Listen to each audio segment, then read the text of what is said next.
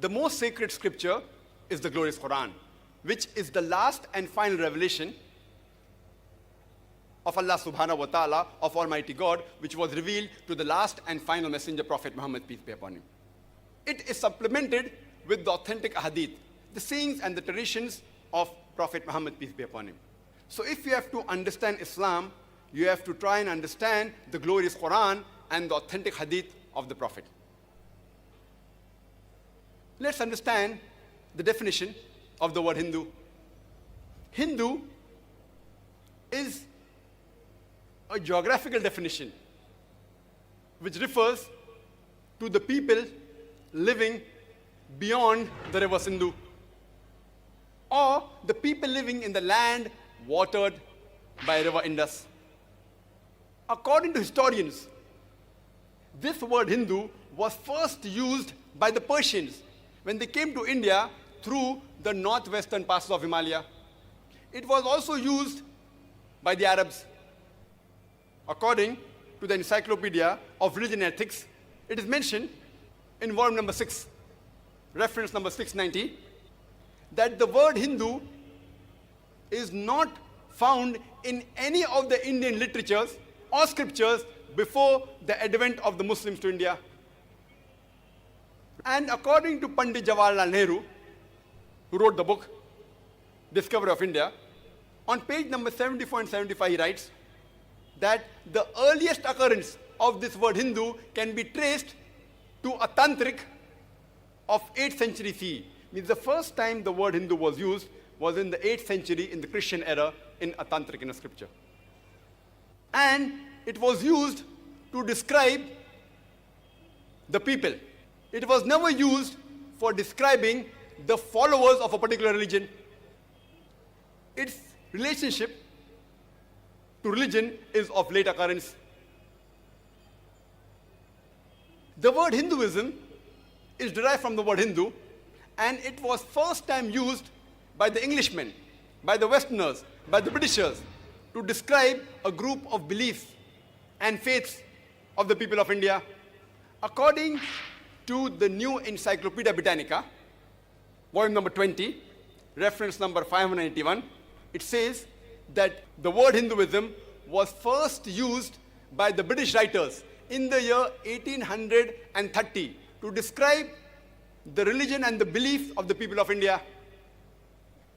Since the word Hinduism was first coined by the Englishman, it's an English word. Today, the Hindu scholars, they object and they say that Hinduism is a misnomer. The right word for the religion should be Sanatan Dharam, that is eternal religion, or Vedic Dharma, that is the religion of the Vedas. And according to Swami Vivekananda, Hinduism is a misnomer. The followers should be called as Vedantists. That means the followers of the Vedas. So in short, the word Hindu is a geographical definition used for describing the people of India. Its relationship to religion is of late occurrence. The word Hinduism was first used in 1830 by the British writers. It's an English word. And the word Sanatan Dharma, Vedic Dharma, and Vedantist is more appropriate, but these two are nowhere to be found in any Indian scriptures. All these words have come into existence in the past 2 centuries. Let's understand the definition of the word Islam. Islam comes from the word Salm, which means peace. It's also derived from Silm, which means to submit your will to Almighty God. Islam, in short, means peace obtained by submitting your will to Almighty God. And anyone who submits his will to Almighty God, he is called as a Muslim. This word, Islam, occurs in various places in the Quran as well as authentic hadith of Prophet Muhammad sallallahu alaihi wasallam, including the word Islam occurs in Surah Baqarah, chapter number 2, verse number 208. And the word Muslim occurs in several places in the Quran and the Hadith, including Surah Al-Imran, chapter 3, verse 64. There's a misconception that Islam is a new religion which came into existence 1400 years back And Prophet Muhammad, peace be upon him, he was the founder of this religion of Islam. In fact, Islam is there since time immemorial, since man set foot on this earth. And Prophet Muhammad, peace be upon him, is not the founder of this religion, but he is the last and final messenger of Almighty God, to whom was revealed the last and final message, the glorious Quran, 1400 years back. In this talk of mine today, I will not be speaking about those similarities between Hinduism and Islam, which is commonly known by most of the followers of both of these religions. I will not be speaking about both the religions say that you should speak the truth, that you should not tell a lie, that you should not be cruel, that you should be kind, that you should not steal. All these are known by the followers of both these religions. In fact, I will be speaking about those similarities which are not known commonly by both the followers of these religions. First, we'll discuss the similarities between Hinduism and the pillars of Iman, of faith in Islam. Allah says in the Quran, in Surah Baqarah, chapter number 2, verse number 177, Allah says that it is not righteousness that you turn your face to the east or west, but it is righteousness that you believe in Allah, you believe in the last day, that you believe in His angels, His books, and His messengers. There's a hadith which is mentioned in Sahih Muslim, volume number 1, in the book of Iman, chapter number 2, hadith number 6. A person approaches the Prophet and asks him, what is Iman? And the Prophet replies, Iman is believing in Allah, in God, in His angels, His books, His meeting, His messengers, in the resurrection, that's life after death, and in Qadar, that is destiny. So basically, there are 6 pillars of Iman in Islam. The first is believing in God. Second is believing in His angels. Third is believing in His books. Fourth is believing in His messengers. Fifth is believing in resurrection, that is hereafter, that is life after death.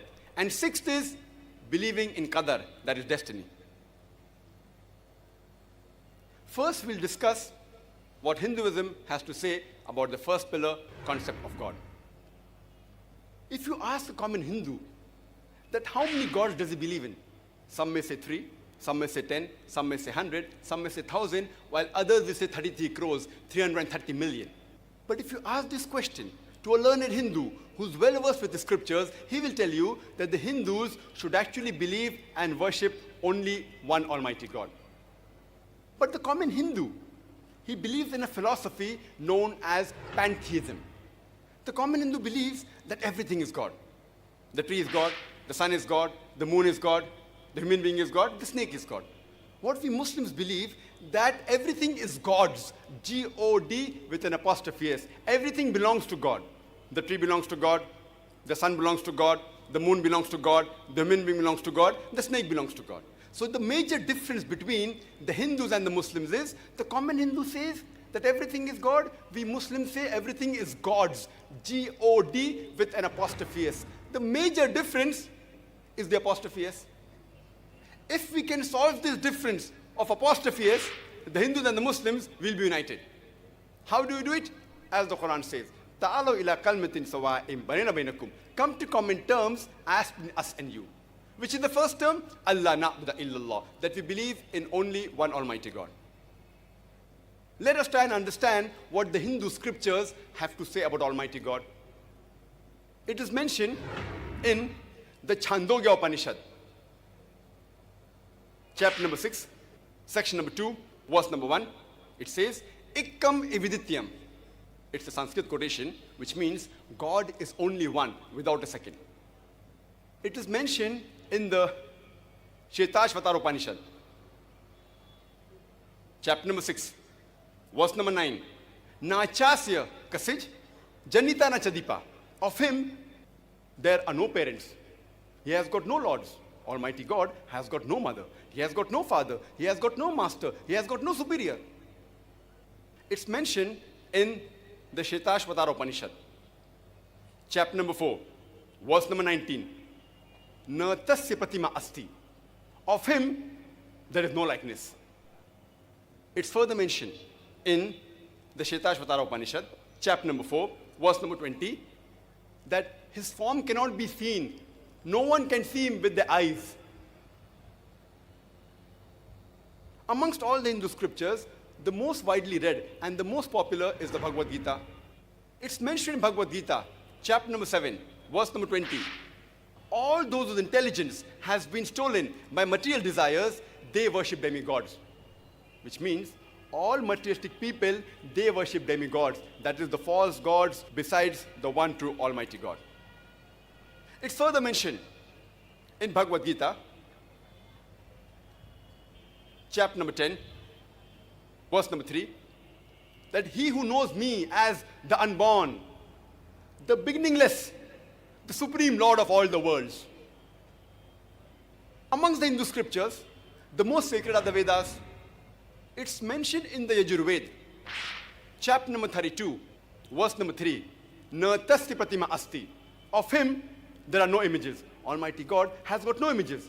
And further says that he is unborn. He alone should be worshipped. It's mentioned in Yajurveda, chapter number 40, verse number 8, that Almighty God is imageless and pure. It's mentioned in Yajurveda, chapter number 40, verse number 9, Andhatma pravishanti ya asambhuti mupaste. Andhatma means darkness. Pravishanti means entering. And asambhuti means the natural things like fire, water, air. It means they are entering darkness, those who worship the natural things like fire, water, air. And the verse continues, they are entering more in darkness, those who worship the created things like table, chair, idols, etc. Who says that? Yajurveda, chapter number 40, verse number 9.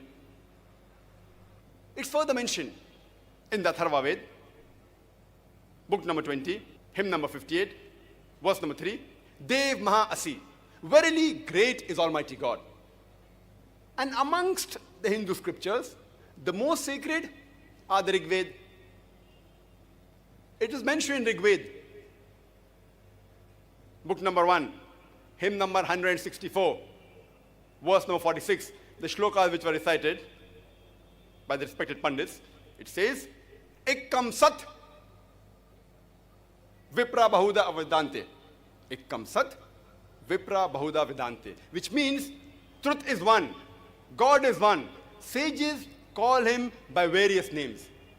And the same message repeated in Rig Veda, book number 10, hymn number 114, verse number 5, that God is one, but sages call him by a variety of names. And in Rig Veda alone, in book number 2, hymn number 1, there are no less than 33 different attributes given to Almighty God, many of which were recited by the respected Pandits. One amongst them, in Rig Veda, book number 2, hymn number 1, verse number 3, is Brahma. Brahma is called the creator. If you translate into Arabic, it means Khalik. We Muslims have got no objection if someone calls Almighty God as Khalik or the creator. But if someone says the creator is Almighty God who has got 4 heads and on each head is a crown, we Muslims take strong exception to it. Moreover, you are going against Shetashvatara Upanishad, chapter number 4, verse number 19, which says, Na tasya pratima asti. Of him, there is no likeness. Another attribute given in Rig Veda, book number 2, hymn number 1, verse number 3, is Vishnu. Vishnu is called the sustainer, the cherisher. If you translate into Arabic, it is somewhat similar to Rabb. We Muslims have got no objection if someone says Almighty God is Rabb, or sustainer, or cherisher. But if someone says sustainer is Almighty God, who has got 4 hands, one of his right hand is the disc, is the chakra, the other hand he has the conch, he's traveling on the bird by the name of Garuda, or reclining on a couch of snakes, we Muslims take strong objection to it. Moreover, you are going against Yajurved. Chapter number 32, verse number 3, which says, Na tasya pratima asti. Of him, there are no images. If you read Rig Veda, all these descriptions are not given. The attributes are given. That Almighty God is creator, He's sustainer, He's cherisher. We have no objection with attribute. But these images are not given because it is mentioned in the Vedas that Almighty God has got no images. It's further mentioned in Rig Veda, book number 8, hymn number 1, verse number 1. Machdanadi Sansad. Machdanadi Sansad, which means do not worship anyone except the one God.